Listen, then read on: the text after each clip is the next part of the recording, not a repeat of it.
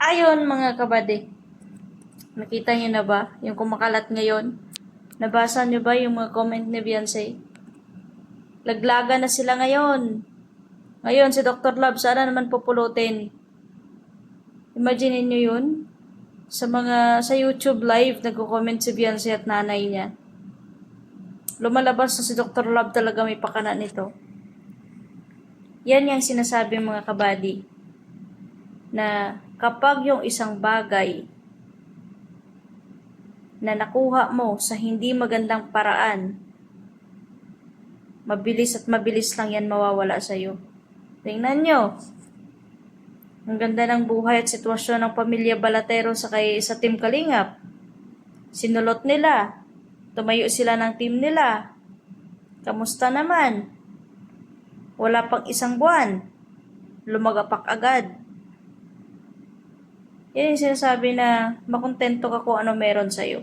Walang masama ang mangarap o maghangad ng sobra-sobra, pero wag kang humakbang sa mali.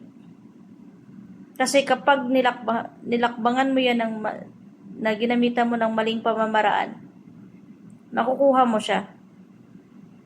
Pero mabilis ka lang madapa. Kaya lesson learned.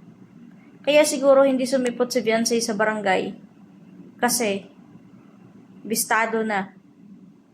At siya mismo ang nakakita na at nakarealize na siguro kung ano yung mga pangyayari.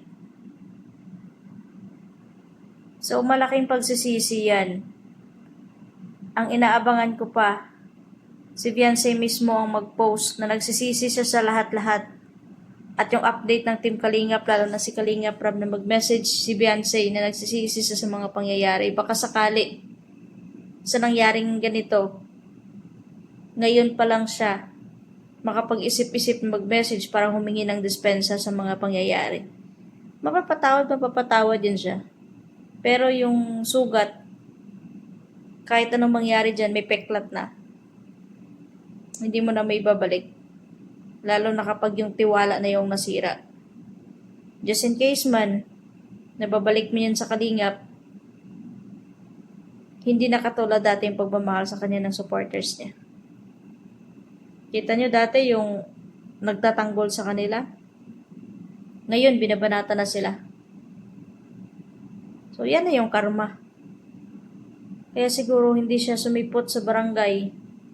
Kasi nga, siya na mismo yung nakakaramdam at nakarealize ng katotohanan. Yan na yung consequences niya. Kaya si aking Georgia, tulog na. Nanonood kami ng vlog ni Kalinga Prab. At ito kasi, alam niya rin kasi yung mga kwento ng mga beneficiary. Nanonood siya kay Dara. Sino pa napanood mo nga, Han? Si Rachel. Ayan, napanood namin yan. Kaya nagtatanong siya kung kumusta si Dara. So, ganun yung mga sitwasyon. Naiisip ko na balang araw, hindi natin alam kung kailan at saan. Lilitaw yan si Beyonce para humingi ng dispensa at pasensya sa Team Kalingap. Lalo na pag nasa punto na naman siya ng kawalan. Malaking pagsisisi yan.